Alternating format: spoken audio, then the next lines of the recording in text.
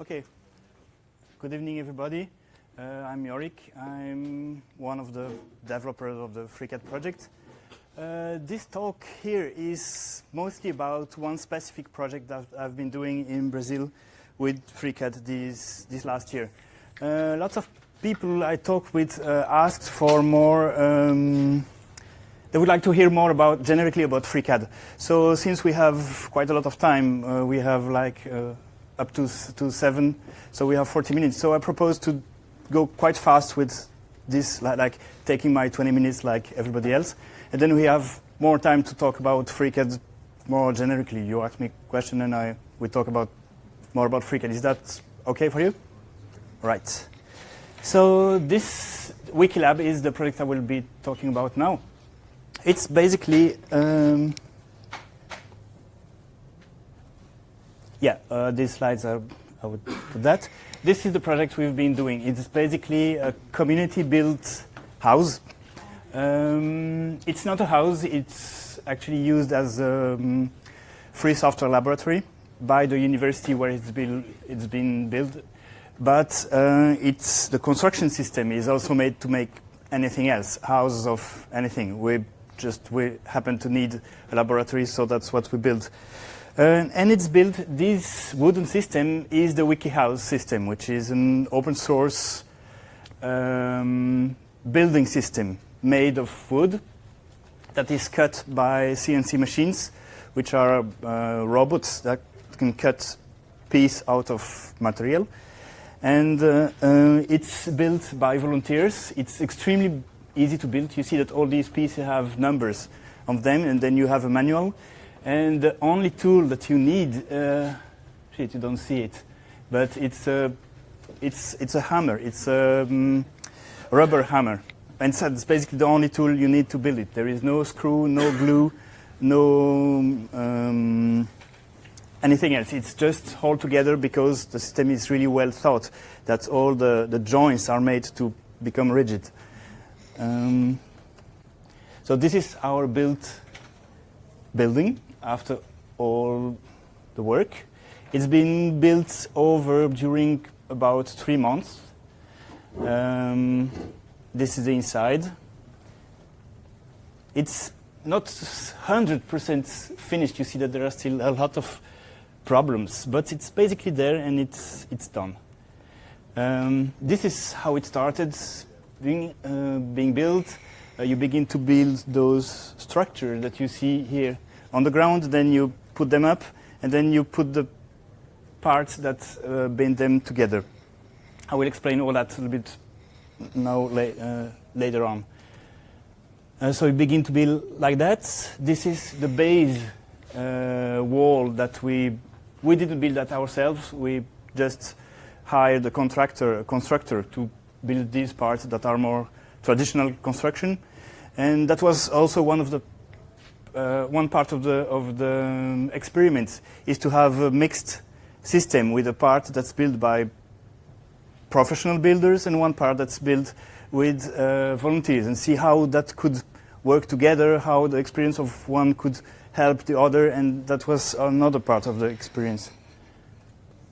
And that's the actual building with everybody like hammering crazily, and that's really the big part of it. If you look at the result is not so impressive. It's just a little house. But the process of it, everybody there who built this thing went out of there saying, this is the best experience of my life. I actually built a house. And the whole point of the thing is actually to be able to build your own thing. Not so much that the result is so impressive or so special, but is the fact that you are able to do it with no knowledge at all. Everybody who was there came there without any experience, and after 1 hour you are professional.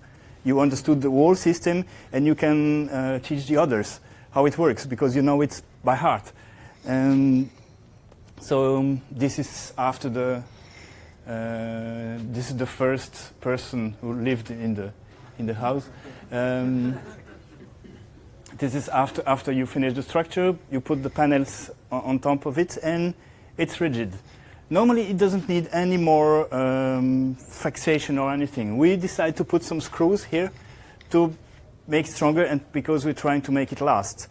Because most WikiHouse-based, I will explain a bit more about the WikiHouse afterwards, but most existing WikiHouse projects have been built inside an exhibition, for example, or there were temporary things that were dismounted after 1 week or 2 weeks. And now there are like, I think, 3 or 4 that are built to last in the whole world. So this is still experimental. We don't know how long it will hold, but we try to do our best to make it last many years. So we did a bit more than just... so that was a big problem. The construction was slow. We had to protect it from the rain. And we didn't think well about that. That was one of the biggest problems we met. Then, since we are in Brazil, we have a very soft climate. Basically, you never have to protect against cold or against heat, because we're in southern part of Brazil where it's never too hot and never too cold. So basically, you can forget about insulation. And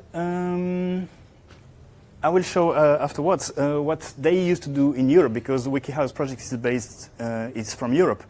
So they have to be really careful about insulation and not letting any cold or any humidity enter, because humidity is terrible for the wood. It cannot take water, otherwise it begins to rot and to change shape, and that's terrible. But in Brazil we don't have so much of a problem because the air is helping us instead of being an enemy. So what we decide to do, instead of cladding it inside a skin, is to let it breathe. So we use this material, and we left a space between it and the wood, so the air could flow all the time and enter below and escape on the top. So the air would flow all the time and keep the wood dry all the time. And this is working quite well, actually. So it's all open on the sides. The air can flow between all the parts of the structure, because we don't have to care much about being tight, because it's not important there. If you have a bit of air that goes in, nobody cares. It's even better. So we have a completely different situation than in Europe, and we were able to experiment with these quite interesting air circulation systems. And this is the inside. You see the details of how the joints are made, and they are really tight. That's the advantage of having this wood piece cut by a machine, is that the precision is absolute. So you can actually dimension these things to be just tight enough that you need a hammer to put them in. And once they're in, they are like very strong. And so we did a bit of testing to adjust the calibration of the machine, but it was like the first test was okay, because like the precision is built in. And so this is what the machine does. It's basically comes from your model. That's where FreeCAD will enter, and that's what I will explain now. Basically, your FreeCAD file goes to the machine, more or less. I mean, the process is quite straightforward. And this is the pieces being... It's quite a lot of wood. This wall house is like 170 pieces of wood. It's like 2 piles that size, and when it begins to accumulate like that, you really have a problem where to put them before you use them. And a little bit to show you the details. This is another WikiHouse they've been building. They're finishing right now in Almere, near Amsterdam. And there was a bit of competition who would finish his first, and we won. And but ours is much easier, so that's why we won. We don't have half the complexity they had to cope with here. But if you see, it's exactly the same system and exactly the same shape and exactly the same problem. So this is the WikiHouse project that we took our shape and our system from. This is a system that was begun in 2011 by two architects in the United Kingdom. They built, I think, above 30 or 40 in the whole world, but those that are still there, that were used to stay, it's about, there must be about 4 or 5 now in the whole world, I think. 2 or 3 in the UK. Now we have one in Brazil, and there is this one in Almere. It's fully open source. You can just take their files and adapt like if it was code. Just it's 3D models and the whole system of how you build it. They have manuals as well. They have a lot of resources outside just the files, which are files as well, but you understood me. And it's now well tested. I mean, you see that the first ones where there were lots of defects in how the joints would work, and the whole thing would go like that. And over the years, you have a lot of people who worked on this, even pretty famous engineers. And the system is now extremely solid. These columns, as we call them, the main structures, is really impressive once you begin to build them. And the more you have like 3, 4, 5 pieces crossing each other. And after the 5 pieces are there, it's extremely solid. Everybody will look at that, and you can really hang a lot of weight on them. And it's a heavy construction, so it has a lot of stability. And it's really something that you feel that it has matured, and it's become something really you can trust. This is the WikiHouse, the whole story of the WikiHouse project. Like, you see the shapes being changing over years, all the research that went into finding the right shapes. What's the reason why not using screws or some other pieces? Basically, I would say, I will repeat the question, is why are not they using screws, for example? I would say there is a kind of point they want to prove that it's possible without any other materials, and also the extreme simplicity that you need your hands basically to build it. I find it quite impressive, and you would have screws, you would begin to need lots more equipment, and there is something incredible in the fact that you just need your hands and a hammer, and I kind of like that. And so we try to... Yeah, you need the machine. Okay. But let's say you have a part that's production of the piece, and then you have a part that's building. And the building part is or you would separate one from the other. And then the building part is like pure without any... but that's true. That's the kind of stuff you find on the WikiHouse website. You grab their files. It's basically all the old ones are based on SketchUp. Those are SketchUp files, but they're not now migrating to some scripting system for Rhino.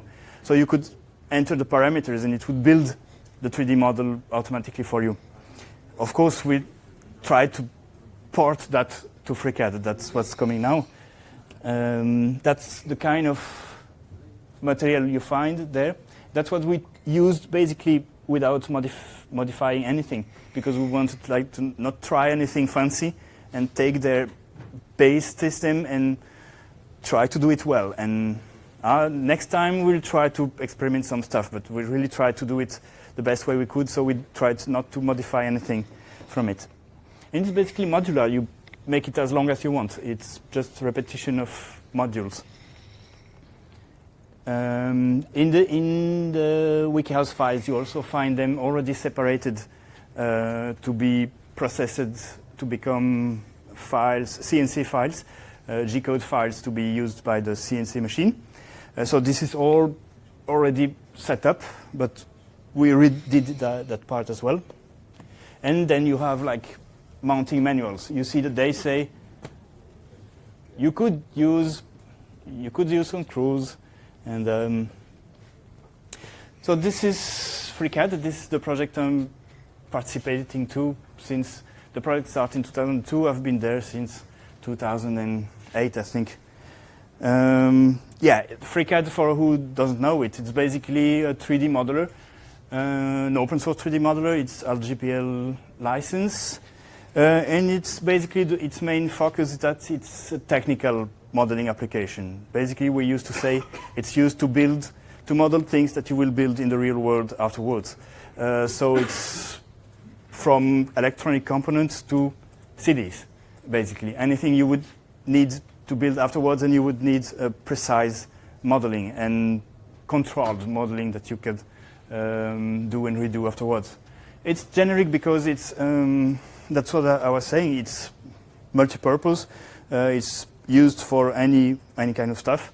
It's not really specially for that kind of for buildings or for this or for that. A bit like who knew AutoCAD. That was the strength of it. AutoCAD was something everybody used. Engineers, hobbyists, architects, everybody would use the same software. And it's something that has been lost in the commercial world because they want to specialize, because they want to sell specific solutions for each profession. And we like to go back to the old good times with FreeCAD and try to have a kind of application that's just a big generic thing that you just wait for your creativity to work on it. And it's parametric. That's a big feature of FreeCAD, that all objects are defined by the parameters. It means like instead of modeling cubes, you would define an object that, for example, that's a brick wall, and then you would say it has a width, length, and a height. And then your object is defined by these 3 parameters. And then you can change them afterwards. You change the length, the object changes its length. And everything is driven by these parameters. And that's the website of FreeCAD. That's FreeCAD, basically. It's pretty, for who doesn't know it, it's pretty common application. Like you have a very standard Qt-based interface and a 3D view and modeling tools. It's really, the interface has nothing special. That's the kind of stuff that people do with FreeCAD. Where is Juan? Here. He did it. This one. That's one of the last ones that appeared on the forum. Yeah, people do kind of crazy stuff with it, more and more, and houses as well. So one of the first thing we did with this project is convert the SketchUp stuff to FreeCAD. One of the main differences, SketchUp is based on mesh geometry, which are basically points and triangles. Everything is made of points and triangles. And in FreeCAD, we use BREP geometry, which is basically surface. BREP means boundary representation. It means that the objects are defined by their boundary surfaces. And these surfaces are basically NURBS surface. Like every edge of the surface is a curve, of mathematical curve. So you can basically do anything that could be a curve, a mathematical curve. That means you have extreme control over exactly where your surfaces pass through. It's a bit the same analogy as bitmap and vector graphics. Like in vector graphics, you have the mathematical definitions on where the points are. If you zoom closer, you still see a perfect line. And in bitmap graphics, there are pixels. And if you zoom very close, you see the pixels. And it's the same thing. Mesh geometry is like faceted. You already have the location of the points. And with BREP geometry, we can recalculate the triangulation anytime. So you don't have any resolution in it. So we took the files from SketchUp, converted them to we imported them in FreeCAD, then converted in BREP geometry. And then the thing is, of course, it's like dumb geometry, where each point of the object is already fixed somewhere, has a coordinate.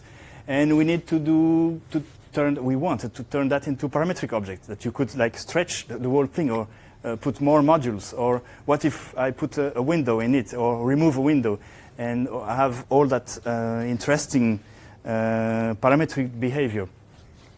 And actually, this is something you don't need to do at once. You don't need to have the difference between parametric world and a world that has no parameters at all. You can start with shapes with little parameters and then add progressively more parameter. And next time you take the file and you want to modify one of the objects, you add some parameters to be able to modify them further. And then you can really do that step by step. That's what we did.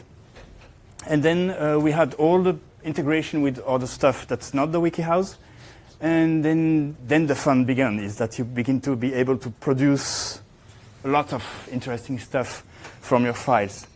So that's basically what happens. You take these SketchUp models, which are like dumb objects, and then you extract the contour of these shapes, and these become parametric in FreeCAD. You can put dimension in these and say, this must have like 20 millimeters, and then you have a parameter, and then afterwards you can change that to 30 if you want, and you don't need to redraw the shape. It will just go for it. All this is really a step-by-step work that you don't need to do at once, and then you can refine over time. This is the finished model in FreeCAD with all the rest. It's not only the WikiHouse. And you see one of the good things is that you can organize that really well the way you want and group the objects by type and do, yeah, of course it's in Portuguese, but just to get you the idea that you can really go into pretty complex models and keep something that's really easy for a human to understand how it's organized. And that's one of the big points, I think. This is when you remove the stuff on top of it. It's really the wooden construction, the inside, and all the piping is there. Everything is in the model, basically. It's pretty complete. And so we had this model that's the whole building, and we had another model that's just one element, and that's the one we use to produce the files for the CNC machine, because it's basically 7 of these modules. So we did just one and used the same output seven times, basically. And so it's pretty well organized already from the WikiHouse project. You have these side panels, you have the inner structure, then you have the reinforcement, and then you have the side plates. Everything is already like defined and separated.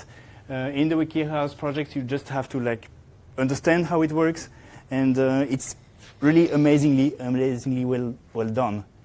And this is what we end up producing with it.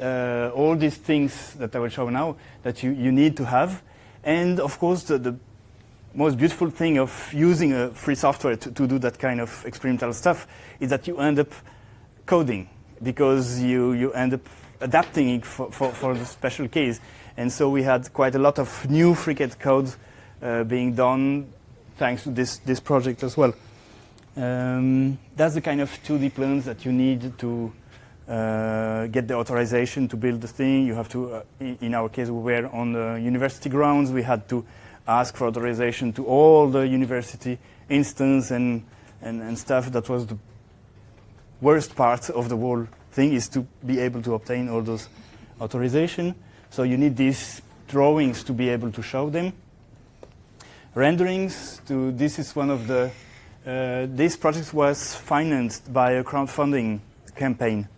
And this is one of the images we had to produce to show that how it would be when it would be finished, to make people want to contribute to the project. There will be afterwards like a call for artists to propose drawings to be painted on top of it.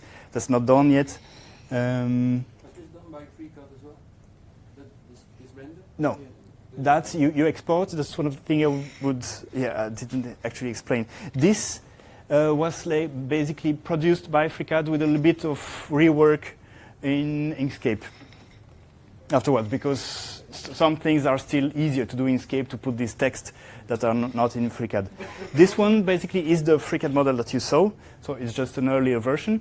It was exported in Blender, and a couple of texture, lights put in Blender and rendered in Blender. that's a distance between the two that we're trying to reduce. And the idea I was talking the other day with Ton Roosendaal from Blender is to be able to have like a one button you would push in FreeCAD, and it would like land in Blender with a preset of lights already on, and you would like have almost a one button render. And he's really interested in developing in this further. So we should be able for the next time to reduce that distance that you need to produce a nice render. And you have other solutions as well that are becoming real-time rendering, etc., becoming interesting to use together with FreeCAD. That you could have all the modeling in FreeCAD and just export some other application to do the final image. These spreadsheets, that's one of the biggest advantage of having a sound model of your building, is that all the quantities are there. How much wood will I need? Exactly how many square meter of wood would I need? How many bricks I would need are there? And then once you have that, putting prices on this is pretty easy. In Brazil, we are lucky enough to have several public sources of prices for the construction that are maintained by federal government. They take all the public works they do, and they extract from that the price, the median price of 1 square meter of brick wall, 1 square meter of floor, and so you can. It's public. You can use that for your own project, and it's basically the same price that you will find the day you will build it. So if you have the right quantities, you have a really precise estimation of the price, the final price of the building. That's what we use to estimate how much money we would need for the crowdfunding, and it turned up to be exactly what we spent. Which is around 15,000 euro, 60,000 Brazilian real. It's about 4 now. It's 15,000 euro.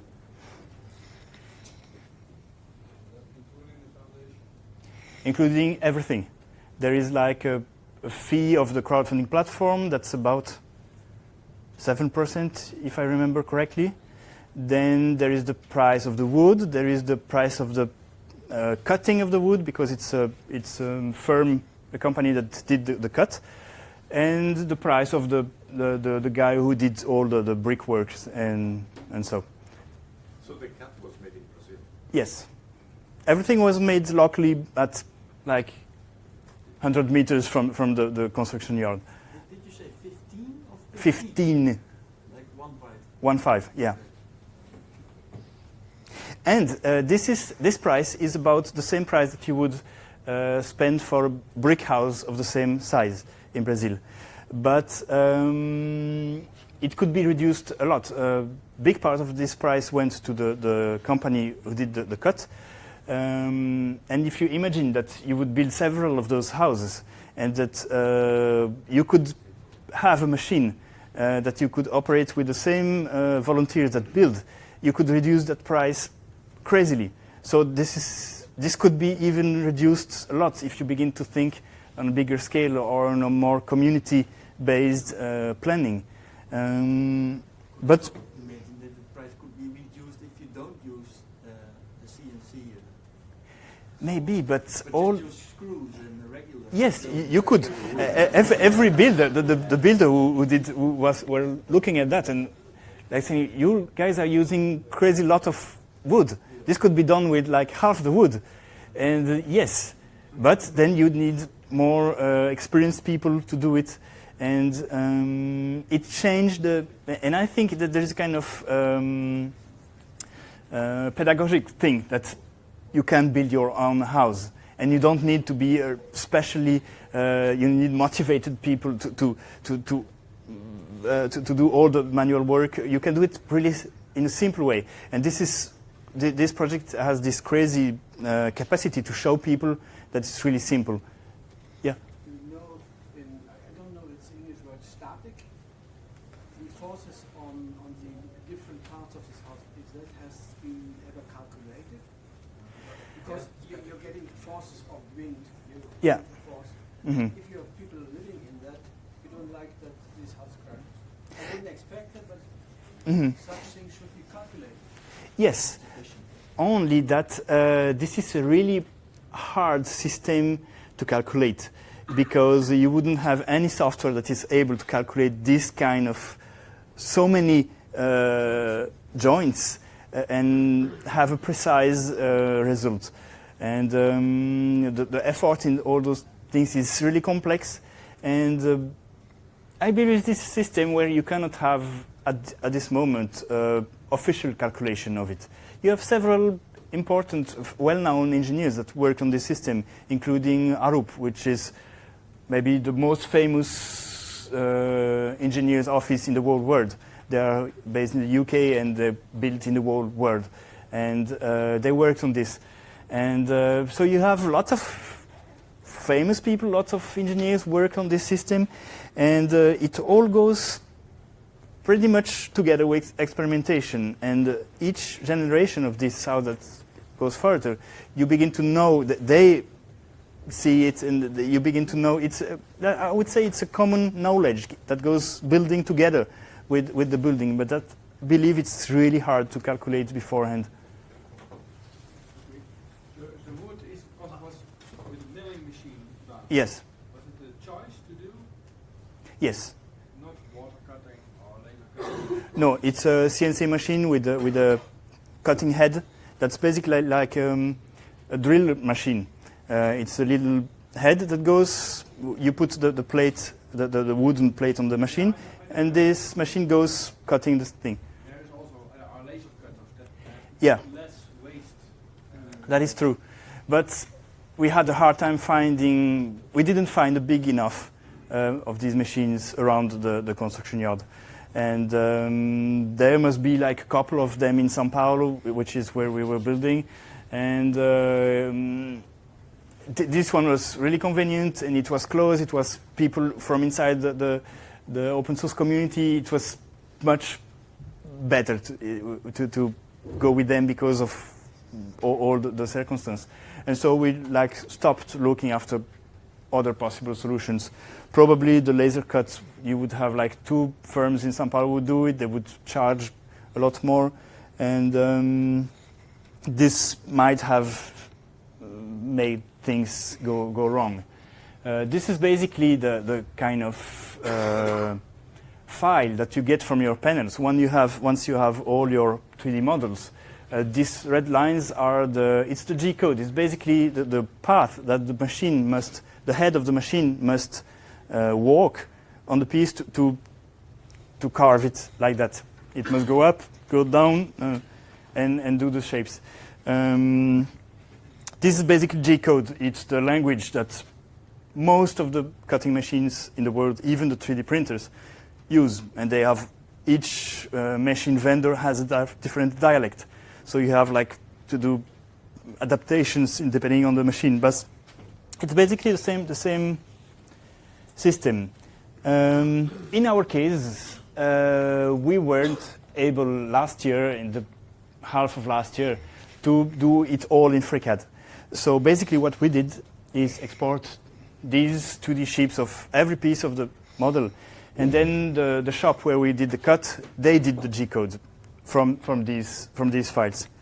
Because it was like 8 months ago, and lots have been done since then in FreeCAD that wasn't there at that time, and we had to produce it, and it wasn't there, so we did it that way. But now, so that's the kind of files that were produced from these files.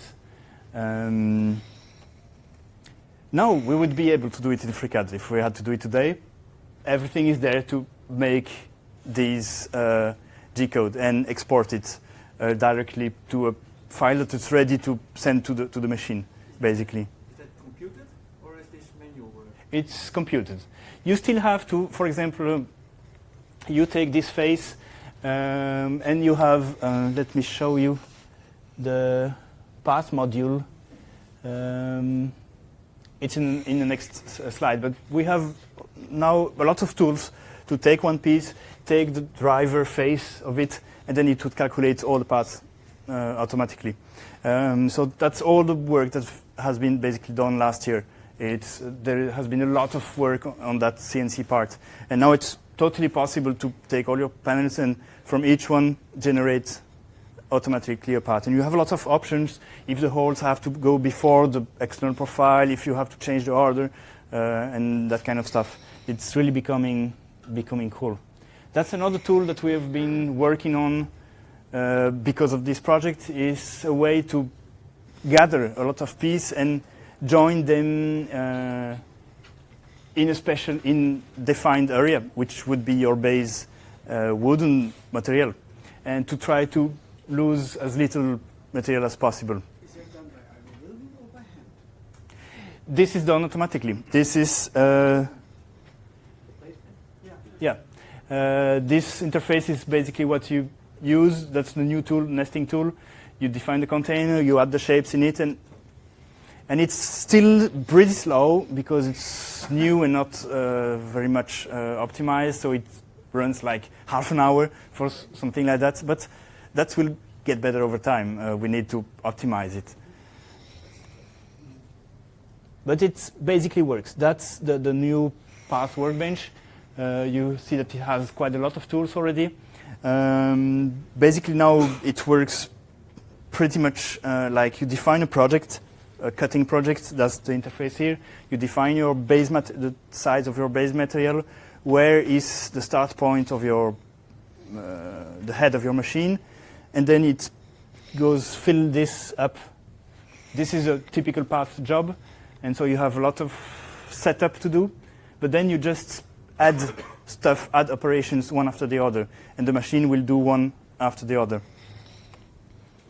Does it only work for cutting or also for like 3D printing? At the moment, it works only for cutting because most of the people that worked on this are doing it for cutting. But it's exactly the same language that goes for a 3D printer. Only the thinking is different because you're not cutting, you are adding materials. So probably we will need to think a bit about it. Maybe some operation need to be thought the other way. But the whole process and the file that goes out of this should be the same. I mean, all the big part, the hard part is done. It would be probably a matter of testing and trying to find what needs to be inverted. Does it have optimization for running dry, less movements without cutting? It's being worked on. There is already a lot done. Like 1 month ago, there were like a big change that in the order of the, you do first the contour, then you do each hole, and some guy coded something to calculate the distance between the hole and to reduce that crazily because it was like done by its position, and now it's done by the distance between the holes, and so you have a lot of possible optimization to do, and it's a long-term work actually but it's totally being done right now actually. This is the kind of settings that you put on each operation that's in your job. This is the property of each tool. You have some machines that have several tools, so you can change, and then you define them here. So if the program knows the diameter, it will know where the path must go. Like if you have a 1 centimeter tool, you need to pass your line at half a centimeter from the border. So the border of the tool will be exactly on the line that you want. They do tool compensation also for the because one other problem, maybe not with this kind of tools, but for other, is that when you use it, they get they change in shape. So exactly. Also the other tool compensation? Not yet, but it's.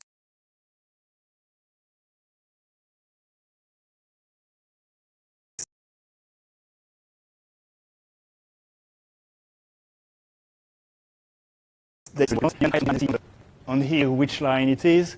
It's getting really interesting to work with. And then at the end, you select one of those post-processor which will convert the generic G-code that we use in FreeCAD to a specific machine. At the moment, there are like 5 or 6 that work well, and the Linux CNC is one of the most well-known controller for this machine. So that's the one that's mostly used. That's the kind of machine that does the work.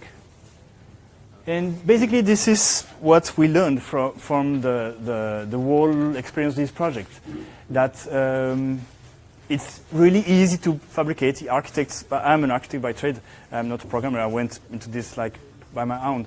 But architects are not used to touch the fabrication. They just buy stuff that's existing. And it's totally a new area that we can enter by using this kind of hybrid space between fabrication and architecture, and there is a whole world that's not really much explored, and that it's much easier than what us architects would think, most of us would think. And cost control becomes very precise because you have a lot of data to work with. And yeah, I won't read all that stuff, but there is a lot of experimentation and learning to come from this. And that's it. How we will